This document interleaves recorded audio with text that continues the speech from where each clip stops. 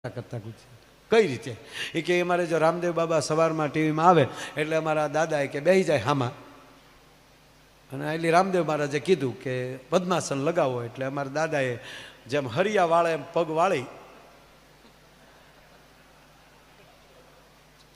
એમ પદ્માસન લગાવી દીધું અને પછી રામદેવ બાબાએ કીધું કે ઊંડો શ્વાસ લ્યો એટલે અમારા દાદાએ ઊંડો શ્વાસ લીધો, લાઇટ વહી ગઈ.